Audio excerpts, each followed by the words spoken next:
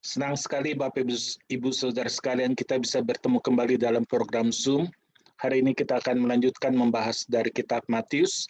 Hari ini kita akan membahas satu topik yaitu tentang mata. Mari kita terlebih dahulu berdoa. Bapa dalam surga, sebentar lagi kami belajar firman-Mu, berkati Tuhan. Firman-Mu ini menjadi pelita bagi kaki kami dan terang bagi jalan kami. Firman-Mu menuntun jalan kami sehingga kami melihat betapa indahnya hidup ini. Nama Tuhan dipuji, dimuliakan. Hidup kami berbuah-buah dan kami siap bertemu Tuhan ketika Engkau datang menjemput kepunyaannya. Berkati layakan hamba-Mu menjadi saluran berkat. Terima kasih Bapa di dalam surga. Segala kemuliaan bagi nama-Mu, demi nama Tuhan Yesus kami berdoa. Amin. Hari ini kita melanjutkan membahas firman Tuhan yang saya ambil dari Matius pasal yang ke-6. Matius pasal yang ke-6, yaitu tentang mata. Tentang mata. Mata adalah pelita tubuh. Peranan mata di sini adalah dalam melihat segala sesuatu, bisa dalam melihat dari sudut pandang yang baik atau bisa juga melihat dari sudut pandang yang buruk. Mari kita baca terlebih dahulu Matius 6 ayat yang ke-22. Demikian firman Tuhan. Mata adalah pelita tubuh. Jika matamu baik, teranglah seluruh tubuhmu. Jika matamu jahat, gelaplah seluruh tubuhmu. Jadi jika terang yang ada padamu gelap, betapa gelapnya kegelapan itu. Di sini kita lihat Tuhan Yesus hanya membandingkan dua hal, yaitu mata yang baik dan mata yang buruk, yaitu sesuatu yang putih atau sesuatu yang hitam. Jadi tidak ada daerah abu-abu atau setengah-setengah. Jadi mata itu bisa menjadi mata yang baik atau mata itu menjadi mata yang jahat. Ini yang Tuhan Yesus bahas. Di dalam Alkitab kita melihat ada cukup banyak ayat-ayat atau topik-topik yang membahas tentang mata, dan semuanya kembali lagi dari sudut pandang mata yang baik atau sudut pandang mata yang jahat. Mata itu mata yang baik atau mata itu mata yang jahat. Iblis tahu bahwa mata itu adalah salah satu gerbang, salah satu pintu masuk ke dalam dosa. Kejatuhan manusia yang pertama kali justru jatuh karena matanya. Mata yang lemah, mata yang jahat, mata yang tidak mau taat, mata yang sombong, mata yang ingin sama seperti Allah. Itu yang menyebabkan manusia jatuh ke dalam dosa. Kalau kita lihat dalam Kejadian 3 ayat yang ke-5, serangan iblis yang pertama kali adalah dimulai dengan menyerang mata manusia. Iblis mulai dengan mengatakan, karena Allah tahu bahwa pada saat kamu makan buah itu, matamu akan terbuka dan kamu akan menjadi seperti Allah, tahu hal yang baik dan yang buruk atau yang jahat. Jadi di sini iblis mengatakan kalau engkau makan buah ini, matamu akan terbuka. Kamu bisa seperti Allah. Kamu bisa bedakan yang baik dan yang jahat.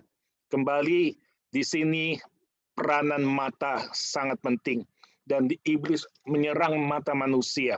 Mengatakan kamu akan lebih hebat kalau kamu makan buah itu dan matamu akan menjadi lebih hebat.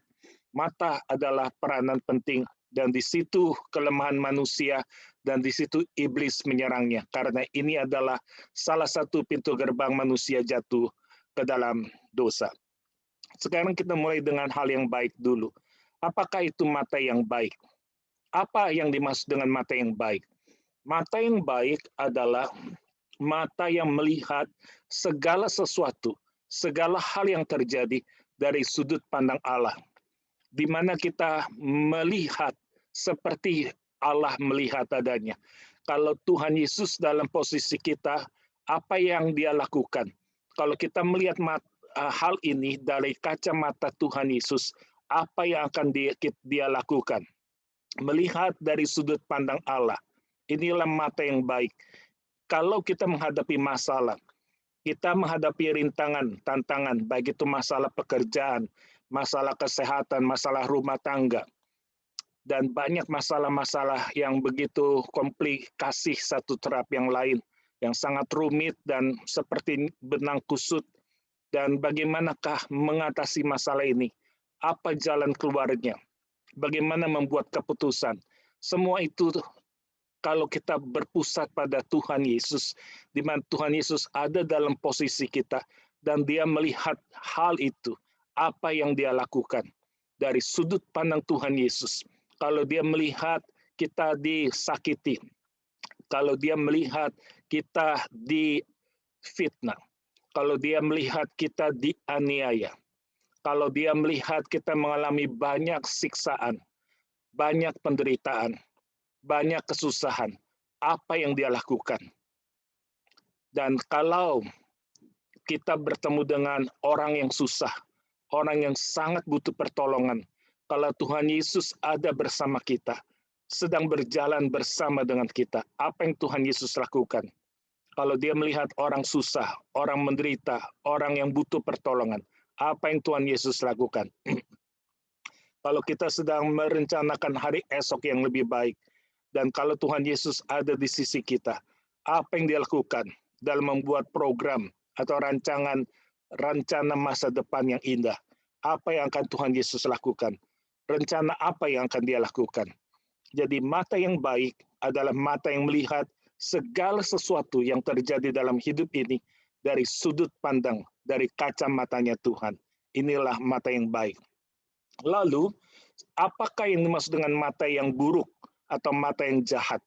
Mata yang buruk, kalau kita lihat pertama kali muncul, itu dalam Kejadian pasal yang ke-13, Kejadian 13 ayat 9 sampai 11, ini kisah Abraham dengan Lot. Saat itu mereka sudah mulai semakin bertambah-tambah, semakin besar, semakin jaya, kekayaan mereka semakin berlipat-lipat, sehingga mulai ada perselisihan dan keributan antara gembala Abraham dengan gembala Lot, dan sehingga Abraham mengambil keputusan sebaiknya kita berpisah, supaya jangan terjadi permusuhan atau keributan yang semakin luas, semakin mendalam. Kemudian Abraham berkata, ayat yang ke-9, bukankah seluruh negeri ini terbuka untuk engkau, Lot? Baiklah pisahkan dirimu, Lot, daripadaku. Jika engkau ke kiri, maka aku, pamanmu Abraham, akan ke kanan. Jika engkau, Lot, ke kanan, maka aku, pamanmu, akan ke kiri. Lalu Lot melayangkan pandangannya dan dilihatnya bahwa lembah Yordan banyak airnya, seperti taman Tuhan. Bayangkan, seperti taman Tuhan, seperti taman Firdaus, begitu indah, begitu hijau, begitu sejuk, begitu subur, seperti tanah Mesir, sampai ke Zoar, satu wilayah yang sangat luas, sangat subur, sangat menjanjikan. Hal ini terjadi sebelum Tuhan memusnahkan Sodom dan Gomora. Sebab itu Lot memilih baginya seluruh lembah Yordan itu. Lalu ia berangkat ke seluruh timur, ke sebelah timur, dan Abraham dan Lot berpisah. Di sini kita melihat ada mata yang jahat. Mata yang jahat dari Lot. Apa yang jahat dari matanya Lot di sini? Di mana kesalahannya? Bukankah Abraham suruh dia milih, dan setelah dia milih, kemudian mereka pisah baik-baik. Di mana dan apa maksudnya mata yang jahat? Di mana jahatnya? Pertama, Lot sebagai kemenakan atau sebagai keponakan, harusnya dia meminta, memohon Abraham, yaitu pamannya, untuk memilih terlebih dahulu. Bukankah ini adat tradisi ketimuran yang sudah mendarah daging turun-temurun? Yang tua harus didahulukan, diprioritaskan. Yang tua harus ambil keputusan, harus memilih lebih dulu. Bukan yang muda, tapi Lot tidak melakukan hal itu. Lot memilih seperti yang dikehendaki pamannya. Dia tidak sungkan-sungkan langsung memilih. Tidak ada niat untuk, paman, saya kan lebih muda, paman pilihlah lebih dulu. Lot tidak seperti itu. Lot lebih memilih hal-hal yang bersifat keuntungan, lebih utama dari hal-hal moral. Yang penting bisa menghasilkan uang, keuntungan, kekayaan yang bisa berlipat-lipat ganda, melebihi segala moral. Moral nggak terlalu penting lah. Yang penting duit dulu lebih banyak, lebih kaya, lebih bertambah-tambah, ya, berlipat ganda, itu lebih penting daripada masalah rohani, moral, masalah karakter, itu nantilah, itu hal yang kedua. Dan Lot, cilakannya, dia tidak pernah sekalipun meminta nasihat, meminta kehendak Tuhan, yang mana yang harus aku pilih. Lot tidak pernah berunding. Dia masuk ke daerah Sodom Gomora dengan harta yang berlimpah-limpah.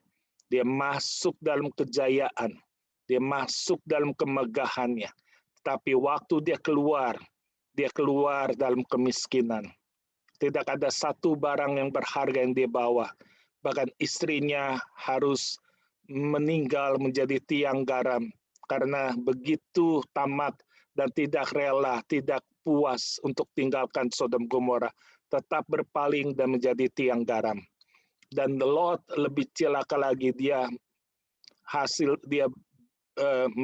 menjadi suami bagi anak gadisnya sendiri. Sehingga saya nggak tahu itu anak dari hubungannya bersama putrinya, kedua putrinya, sehingga anak ini anak atau cucu nggak jelas. Karena dibilang anak ya anak, dibilang cucu adalah cucu. Ini sungguh sangat memalukan, mencoreng muka, harga, martabat, nama baik Lot. Dia masuk dalam kemegahan, dia keluar dalam kenistaan. Sangat memalukan dan sangat miskin. Apa sebab? Karena mata. Karena mata. Sehingga kalau saya boleh mengatakan, mata dari Lot adalah mata yang rakus, mata yang serakah, mata yang berpusat pada harta, melebihi segala-galanya. Ini yang saya sebut dengan mata yang jahat, mata yang serakah, khususnya untuk harta benda. Yang kedua, mata yang jahat itu adalah dari kitab Ayub pasal 31, dikatakan Ayub mengatakan dengan jelas dan tegas, saya sudah membuat satu perjanjian, satu ketetapan bagi mata saya. Masakan aku masih memandang seorang anak gadis? Masakan aku masih memiliki birahi kepada anak gadis? Jadi dia sudah menetapkan pada matanya untuk menghindari memandang anak gadis dengan birahi. Ini mata yang baik. Jadi mata yang buruk, mata yang jahat adalah mata yang penuh dengan nafsu jinah, nafsu percabulan. Jadi ini mata yang jahat, mata nafsu percabulan, mata jinah. Ini yang dimaksud oleh Tuhan Yesus dalam Matius 5 ayat 28. Tapi aku berkata kepada setiap orang di antara kamu, siapa yang melihat seorang wanita dengan birahi, dia sudah berzina dengan wanita itu dalam hatinya. Ini kesalahan mata yang kedua, yang saya sebut dengan mata nafsu atau mata zina. Tidak bisa mengendalikan, mengekang, mengontrol matanya untuk melihat segala hal dari sudut pandang Allah, mata yang dikuduskan bagi kemuliaan Allah. Mata yang kedua adalah mata zina. Dan yang ketiga, yang terakhir, di dalam Amsal pasal yang ke-6, ayat yang ke-16 sampai ke-17 dikatakan ada 6 perkara yang dibenci Tuhan. Bahkan ada 7 hal yang merupakan kekejian baginya. Ada 6 perkara yang Tuhan benci, bahkan 7 perkara yang merupakan kekejian bagi Tuhan.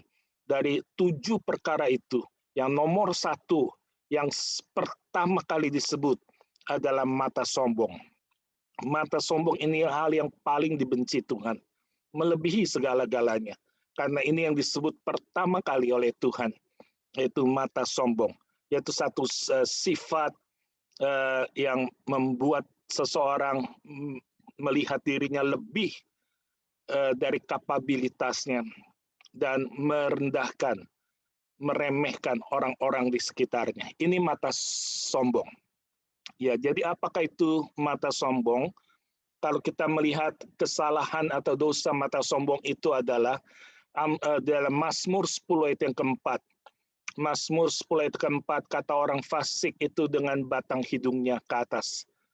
Dan sambil mendongak ke atas dia berkata, Allah tidak akan menuntut. Tidak ada Allah. Itulah seluruh pikirannya.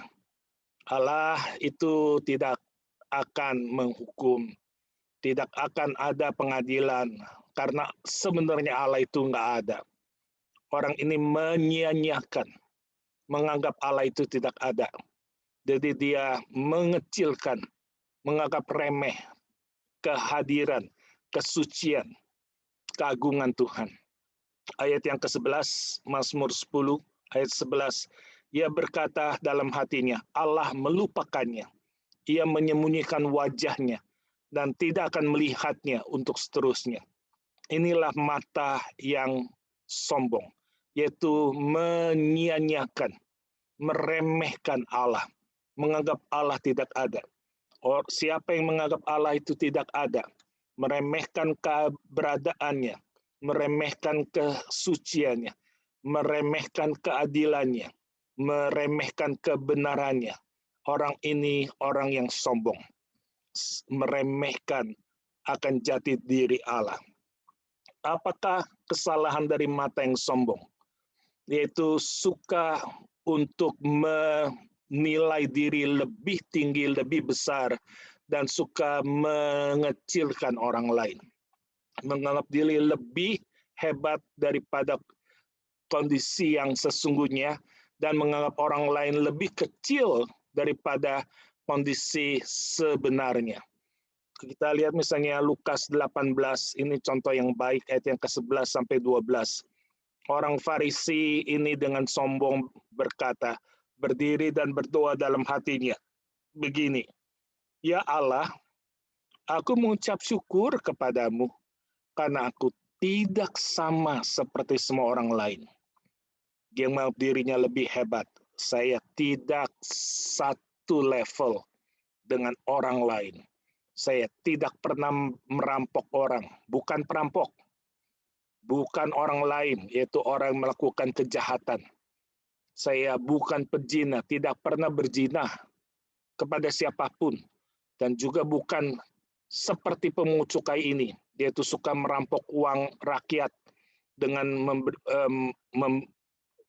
mengadakan pajak yang seringkali mengikat leher, sangat memberatkan rakyat. Bahkan aku berpuasa 2 kali seminggu. Wah, ini hebat ya. Berpuasa bukan 2 kali sebulan, tapi 2 kali dalam seminggu. Aku memberikan persepuluhan. Bayangkan, orang Farisi ini 1/10 setia dia berikan bagi Tuhan. Bagaimana dengan kita? Bagaimana dengan kita? Jadi orang Farisi ini mengangkat diri setinggi-tingginya, dan memang dia lakukan itu, dan dia membanggakan apa yang sudah dia perbuat. Dia memamerkan kepada orang lain, dan dia menganggap dirinya lebih hebat dibandingkan orang lain. Apakah dampak dari mata yang jahat ini, mata yang buruk ini? Dampaknya adalah, kalau kita lihat ayat yang ke-23, Matius 6:23, tetapi kalau matamu itu menjadi jahat, ya, maka gelaplah seluruh tubuhmu. Dan jikalau terang yang ada dalam hatimu itu menjadi gelap, betapa gelapnya kegelapan itu. Jadi kalau matamu itu menjadi jahat, maka seluruh tubuhmu akan menjadi gelap. Dan jikalau terang itu yang ada dalam hatimu, yaitu matamu, sudah menjadi jahat, betapa gelapnya kegelapan itu. Jadi betapa hidup orang ini sangat gelap. Dia berjalan di dalam kegelapan dan tidak pernah melihat sinar terang karena dia hidup dalam kejahatan, dalam dosa. matanya mata yang serakah, atau matanya mata yang penuh zina, atau matanya mata yang begitu sombong, suka meremehkan, suka merendah-rendahkan orang lain. Bagaimana dengan kita, Bapak Ibu Saudara sekalian? Sudahkah kita memelihara mata ini menjadi mata yang baik, melihat segala sesuatu seperti Tuhan melihat? Kita mau melihat dan menilai, mengambil keputusan seperti kita, seperti Tuhan ada dalam posisi kita, dan kita melakukan seperti yang Dia kehendaki. Mari kita tunduk kepala, kita berdoa. Tuhan, tolong ajar kami untuk menjaga mata kami, memiliki mata yang baik, mata yang kudus, mata yang taat, mata yang rendah hati, mata yang tidak serakah, mata yang melihat orang lain dalam harkat, dalam level kedudukan yang sama, seimbang, tidak pernah meremehkan, merendahkan, karena kita semua adalah sederajat di mata Tuhan.